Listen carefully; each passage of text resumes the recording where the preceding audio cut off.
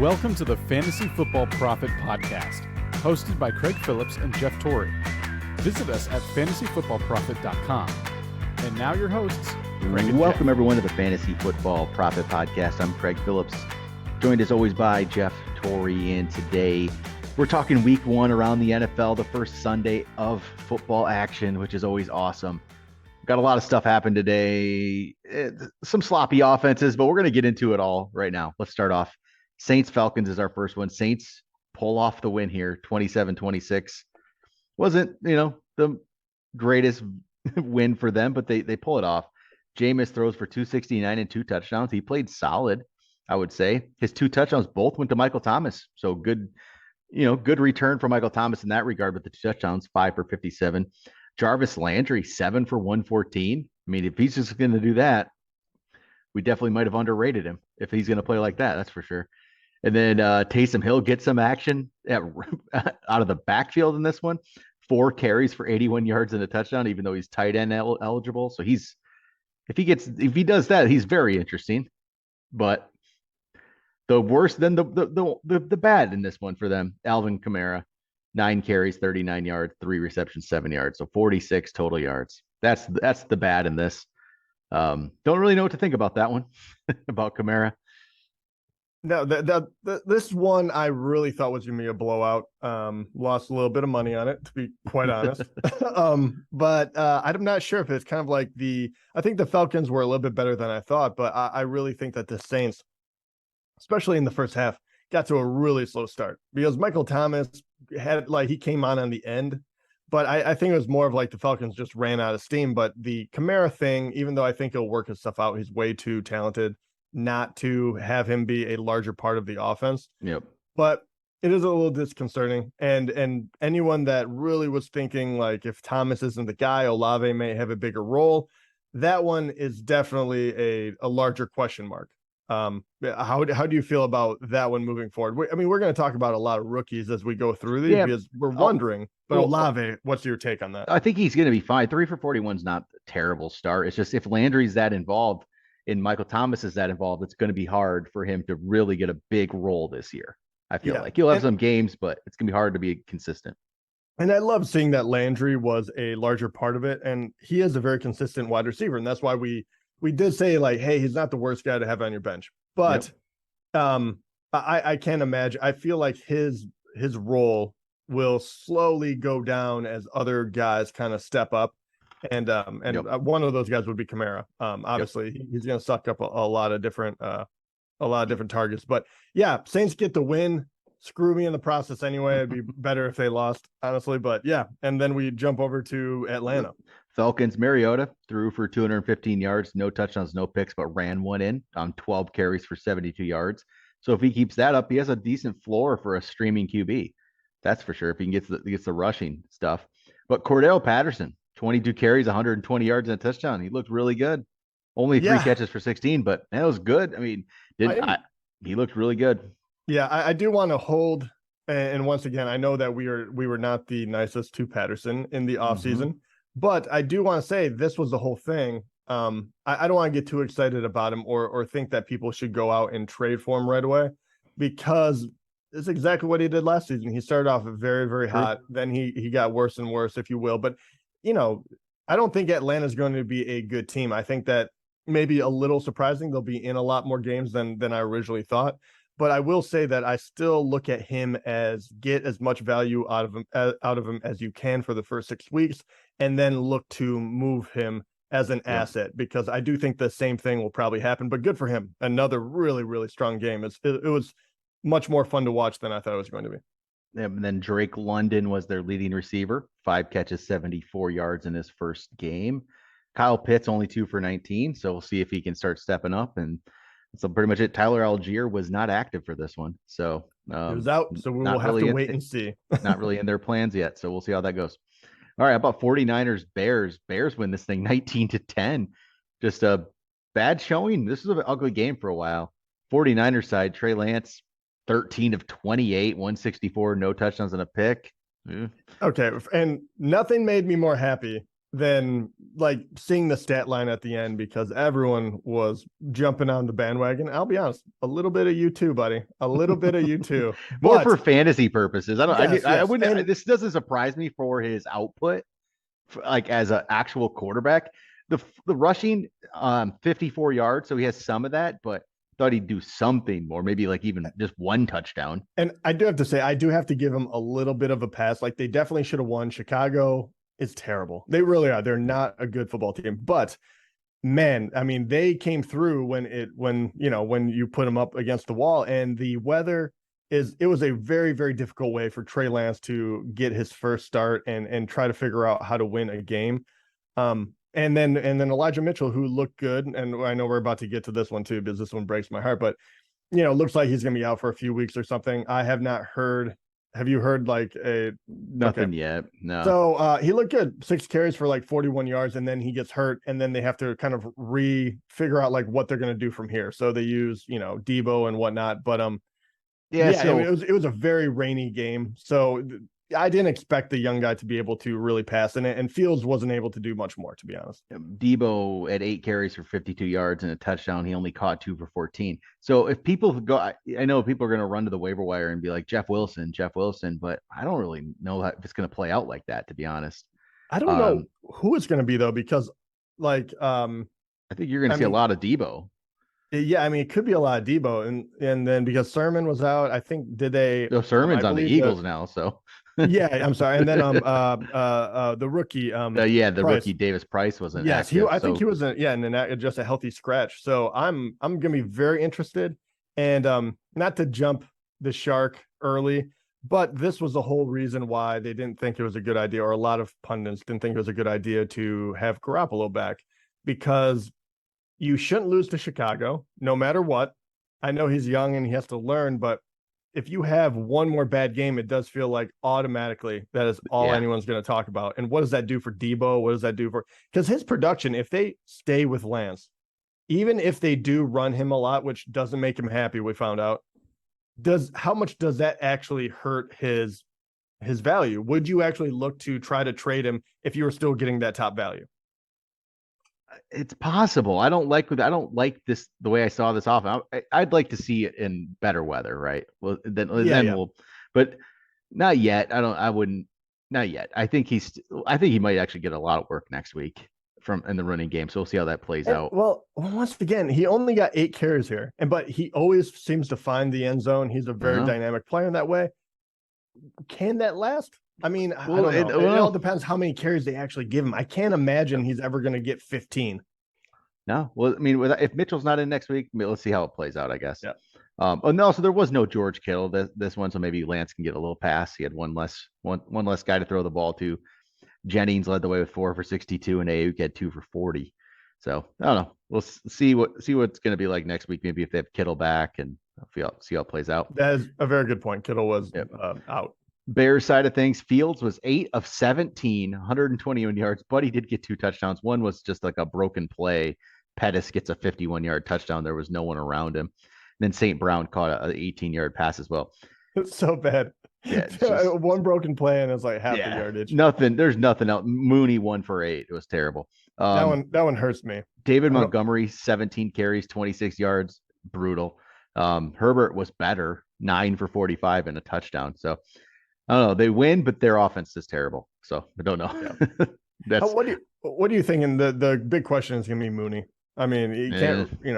Let's see again. Let's say this one's weather, and let's see what happens next week. Chalk it up. Well, How about Steelers Bengals? Steelers win 23-20 in overtime after the Bengals had their chances.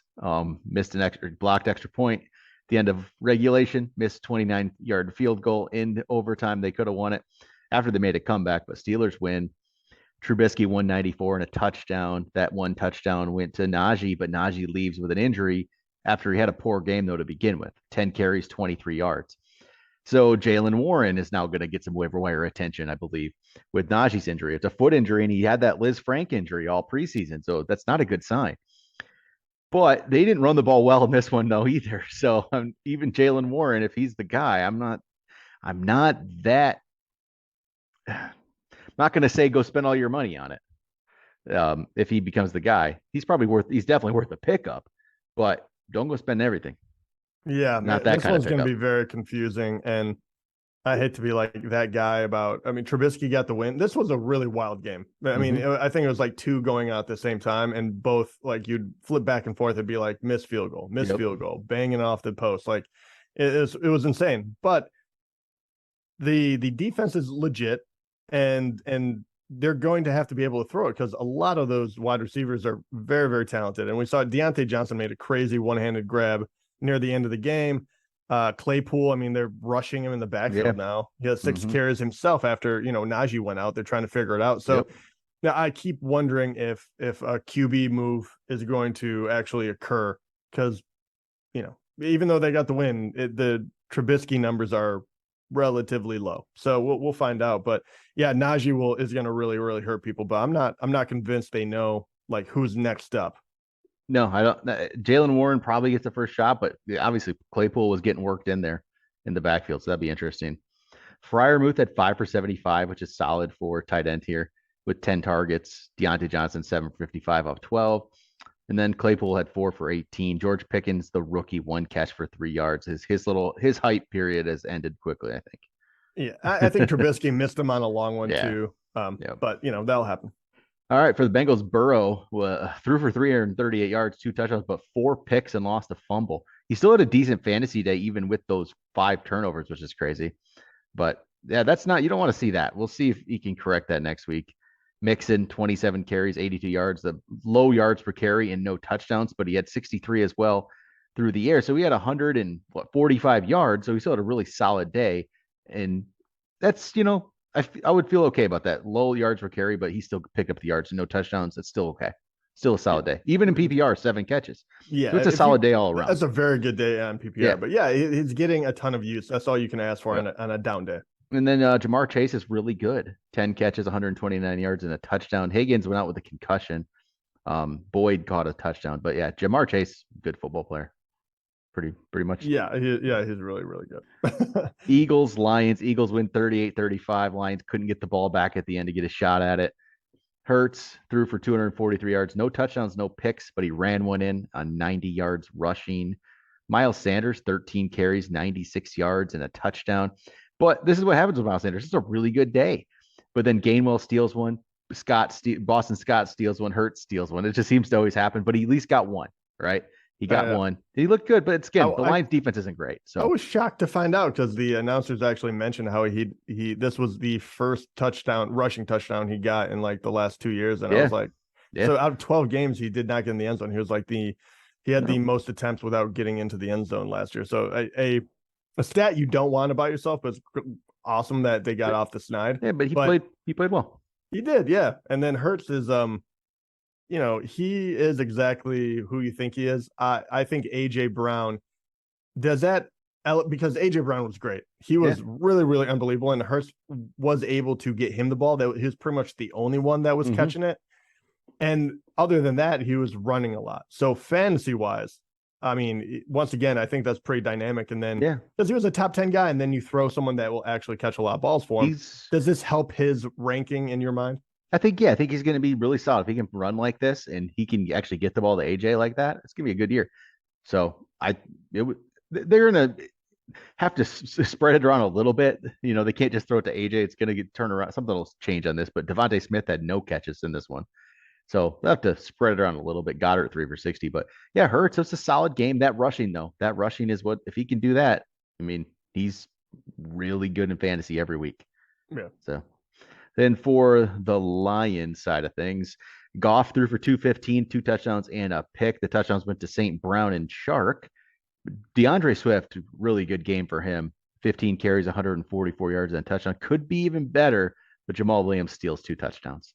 So Jamal Williams, 11 carries, 28 yards, 2 touchdowns. Swift, though, played great. He's living up to the hype that, everyone has built for him. But that would be the only down part. I don't think it's necessarily a down thing because I do want Swift to stay healthy. That would be like the big ask as a fantasy owner and, as a fan. But, Williams, all of a sudden, you're kind of like, he has a little bit of value because he's going to be the goal line back. So if you do need a sneaky pick for like, I just need someone to get some points, he actually might be a guy that I would look at. Maybe not for next week, but moving forward. I don't know. Yeah. It was interesting to watch. All right, how about Patriots, Dolphins? Dolphins win this one 20-7. All our fears about the Patriots offense came to life in this one. They're just not good. Dolphins have a good D, though, so we'll see what happens other weeks. Mac Jones threw for 213, touchdown, a pick. His touchdown went to Ty Montgomery. Damian Harris, 9 carries, 48 yards. Reminder, Stevenson, 8 carries, 25 yards. Neither really involved in the passing game. 2 for 10 for Harris, 2 for 2 for Stevenson. Jacoby Myers, 4 for 55. Kendrick Bourne, 1 for 40, which is ugly offense. Just not a lot to take away from it. Just we'll see. I mean, we'll see what happens if they can correct it. But as of right now, you're not going to want to play these guys, any of them. It's gonna be hard to. For Miami, Tua threw for 270 and a touchdown. The touchdown went to Jalen Waddle at 4 for 69. Tyreek in his debut there went 8 for 94, so solid day. On the ground, it's like Dolphins of last year in my mind, which is just not good. Edmonds 12 for 25, Mostert 5 for 16. But we'll see if that changes. But Waddle and Hill are both good. Yeah, Edmonds did have 40 yards receiving, so yeah, I do wonder if this is a New England actually not having a bad D. It was more, because the rushing game should be better. I think that they'll get this in line because of how fast the wide receivers are. But I think as Tua goes, and I think he'll keep getting better, I think there'll be some like room for the running backs to grow. But even if that's true, Edmund gets first shot, but they rushed a lot of different people in this one. So I'm not sure if it's really going to matter. Like, do you think that Edmonds, even if they got going in the right direction, do you think Edmonds would kind of be worth it? Or are you just hunting on their rush game? Edmonds could be. I'm not gonna just discount it yet. He definitely was the main guy, and we'll see. He has a shot to be okay. Yeah, the 40 yards receiving helped a lot as well, make it more relevant. How about Ravens Jets?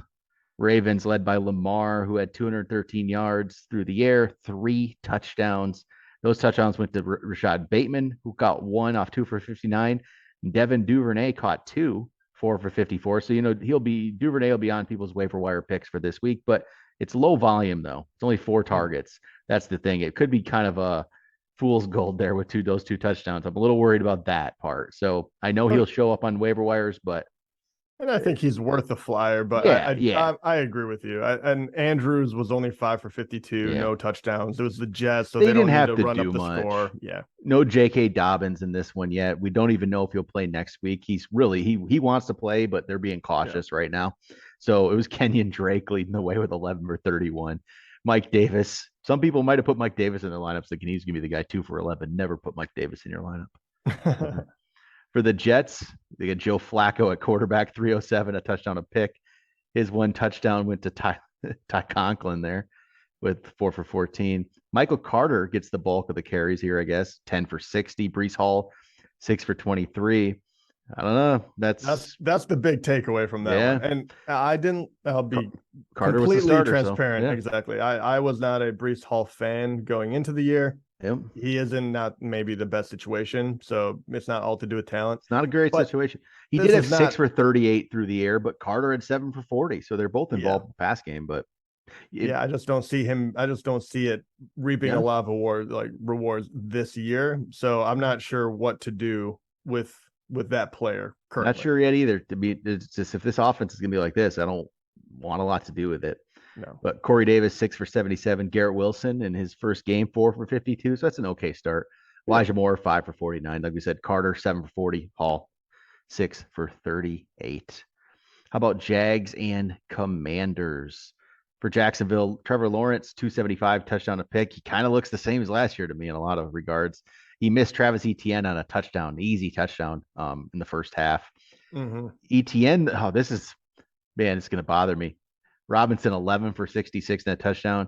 Etienne, only 4 carries, 47 yards, but only 4 carries. So I don't know. And then he had 2 catches for either. 18. He should have had a touchdown on one of them. Like we said, there should have been a touchdown. Yeah. Lawrence.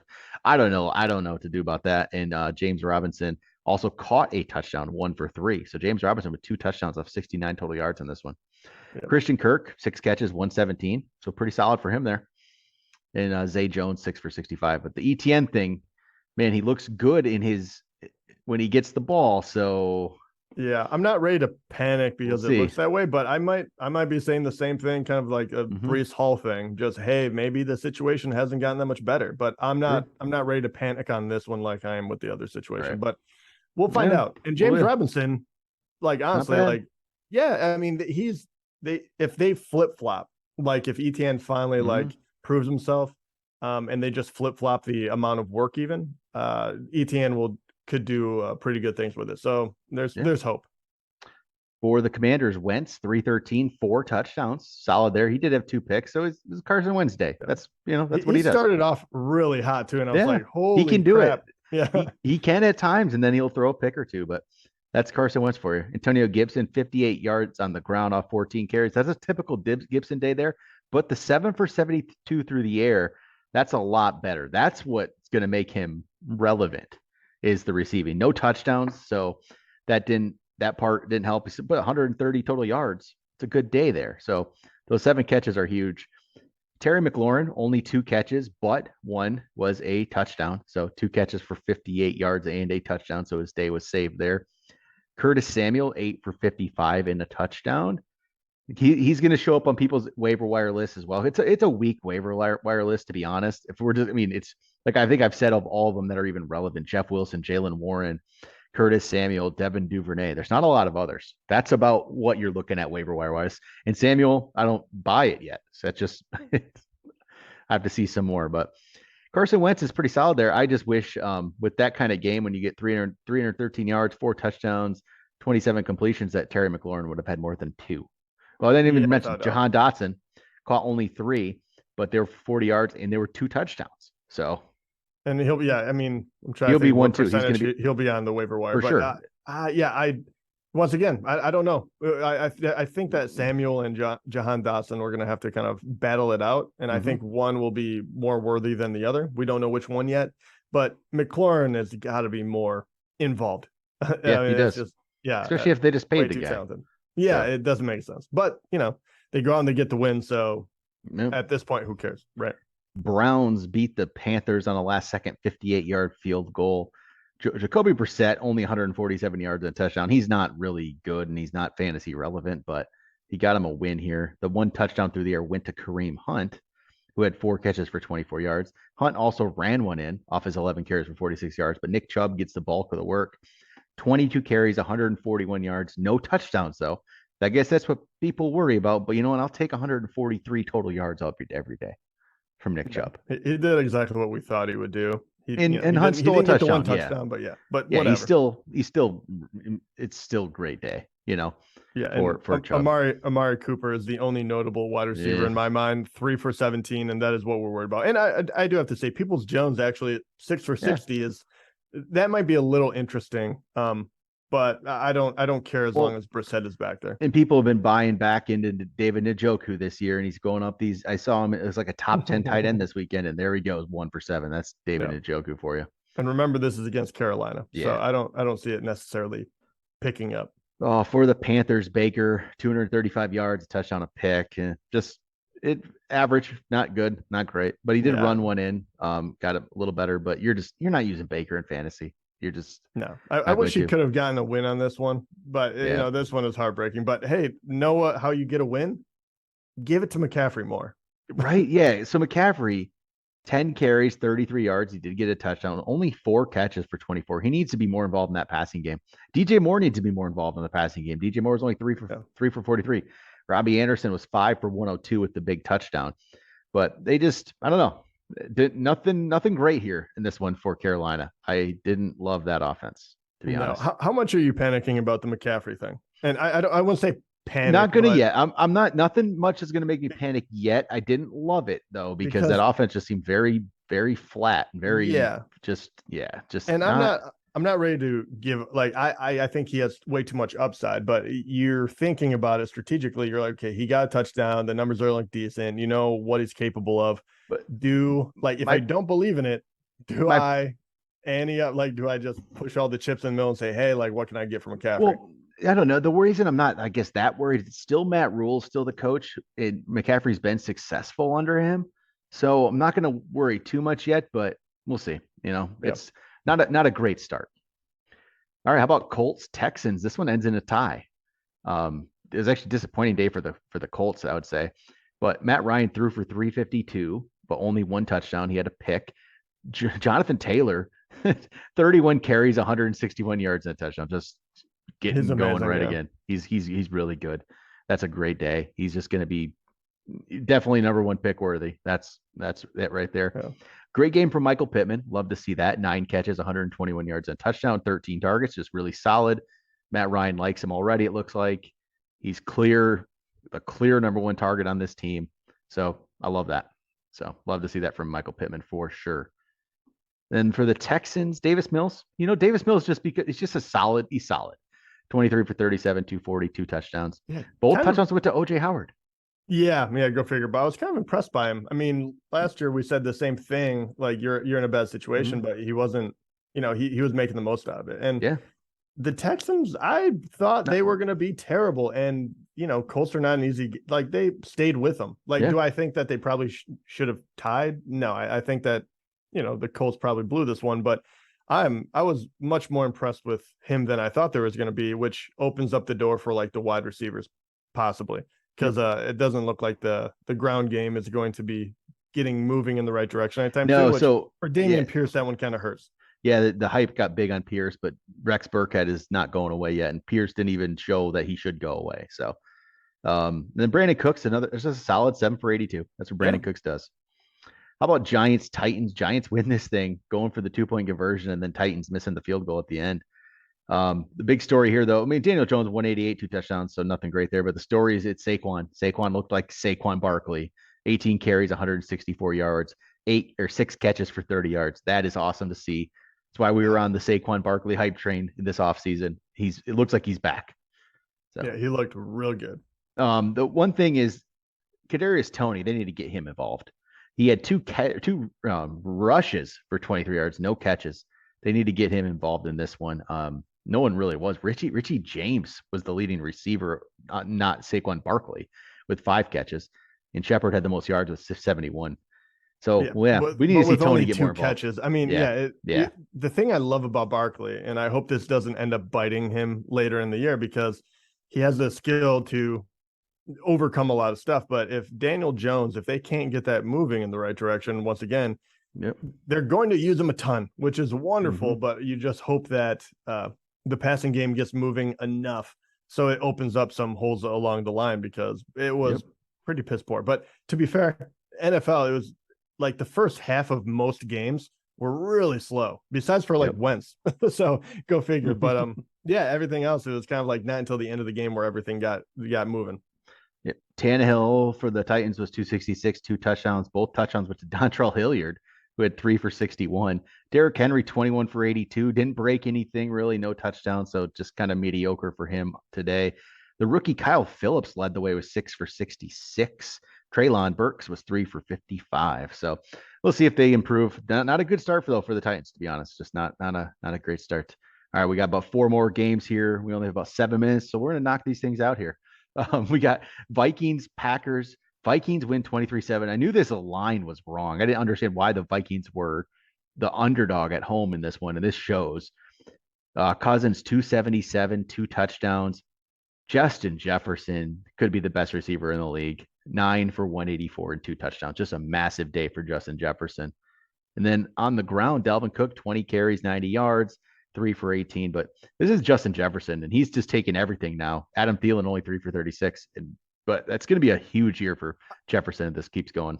They're incredibly good at moving him around and putting him in good situations. The whole thing about obviously how they were coaching up Cup and all that is absolutely true, because that guy being that good should not be as wide open as he was in this game. I don't know if that was Green Bay or what, but if that is going to continue at all, Justin Jefferson is going to have an unbelievable year. Like, he will be one of those league winning kind of guys, even though you paid a ton of money for him. So yeah, that was pretty crazy. And then Green Bay, only putting 7 points up on the board. Not much here. I mean, it was pretty brutal. And my boy Watson. Oh, he had it. Oh my God, he dropped an easy long touchdown, and I was like, I thought it was gonna be a moment where I was like, I'm a genius. I got a little ways to go, I guess. As of now, honestly, there's not much to take away from this game right now. Dylan had 45 yards on the ground, a touchdown. Aaron Jones only 5 carries, 49. They were down the whole game. Let's see what happens. They had a terrible game first game last year, so let's wait and see. I'm not going to pass judgment. They did. Yet. That's a very good point. They really, that was the exact same. Yep. Let's wait and see on this. Chiefs 44, Cardinals 21. We got Patrick Mahomes, and he's back. 30 for 39, 360, 5 touchdowns. He doesn't need Tyreek Hill. Travis Kelce, 8 for 121 and a touchdown. Juju, 6 for 79. Skip Valdez-Scantling, 4 for 44. Clyde Edwards-Helaire stepped up big in this one. 3 catches for 32 yards and 2 touchdowns. He ran 7 for 42. So not like huge volume, but he's getting touchdowns. We'll see if that can continue or not. And then they did use a lot of guys in that role. And to be fair, they scored very early, so they got through it quick. But at the end, Pacheco, he came in. They also he looked good too for a little bit. So I do think this is going to be Mahomes and then whoever gets open. Obviously, Kelce number one. But Hardman caught a touchdown. Joey Fortson caught a touchdown. 6 for 79. Are you looking at anyone as like the second option right now? I think it could be Juju. I really do. It looks like Juju might be after Kelce. He might be the guy. But just all around, this is gonna be a good team. They're gonna throw the ball to a lot of people. It seems like. For the Cardinals, Kyler, 193 yards, 2 touchdowns. James Conner only 10 for 26, but he gets himself a touchdown like he always does. But we'll see. We'll see. I don't know. Good for him. He does. I mean, I'm rooting for him, but I don't think it can continue. Zach Ertz caught a touchdown. Marquise Brown caught a touchdown, but only 4 for 43. We'll see what happens to them when they're not playing the Chiefs. It wasn't a great start though. I think they get just caught off blindsided on this one. Raiders win 24-19. Justin Herbert played really well, 279, 3 touchdowns. Touchdowns went to DeAndre Carter, Gerald Everett, and Zach Horvath. So, or something like that. Something Horvath. I don't even know who this guy is. Xander Horvath. My God. That was interesting. Keenan Allen was 4 for 66. He looked good early and then left with a hamstring injury. So we'll see if that lingers. Mike Williams, 2 for 10. Classic Mike. Yep, that's Mike Williams for you. Austin Eckler, 14 carries, 36 yards, 4 catches, 36 yards. So 72 total yards, but no touchdown. This is the old the old Austin Eckler that we were a little more concerned about. So we'll see. Yeah, that was a little disconcerting. But yeah, they get the win anyway, but we'll find out. Yeah. But yeah, and then the Raiders, 295 for Carr, 2 touchdowns, but 3 picks. Josh Jacobs, 10 carries, 57 yards. Devontae Adams, 10 for 141 and a touchdown. So newsflash, he's actually really good. He's good. He's really good. And Darren Waller, 4 for 79. So Devontae Adams, really good player. And final game, here we go. This one just wrapped up. The Bucs beat the Cowboys 19-3. Cowboys just did nothing in this one. The Bucs couldn't really complete drives other than one, but Cowboys were terrible. Brady, 18-27, 212, a touchdown and a pick. Leonard Fournette, very solid on the ground in this one, 21 carries, 127 yards. Rachaad White, the rookie, had 6 carries, but there's no one else involved in this one. It's Leonard Fournette. Mike Evans caught the touchdown, 5 for 71. Julio Jones had a big catch in this one, 48-yarder, but he had 3 for 69. Chris Godwin left with another injury. This is his first action after being hurt, and he left with an injury in this one, 3 for 35. Yeah, so not sure. Not sure what to think about the receivers, but they're gonna all get action, but Mike Evans will be good. So that's pretty much it. Yeah. Julio's gonna have some of those, but I just don't know if he can hold up. I just don't know if that's gonna hold up or not. But not a great offensive day other than Fournette, but hey, they got the job done. They didn't need to do much because the Cowboys were bad. Dak Prescott, 14-29, 134 yards, no touchdowns, and a pick. Zeke, 10 carries, 52 yards. Pollard, 6 carries, 8 yards. Noah Brown leads the way with 5 for 68. Dalton Schultz, 7 for 62. CeeDee Lamb, 2 for 29. And Jalen Tolbert, a healthy scratch. Woo, I might be that. We'll find out. I do not imagine that they can be this bad the entire year, but if they are, I will not be the only one wrong, but I will be. This would be the team I'd be most wrong about. I thought CD Lamb would have been really good. I thought Pollard and Zeke both had value. And, like that number 2, like Tolbert or whoever stepped up would be decent. But if Prescott plays like this, either Tampa Bay, like their defense is good, but maybe they're all world.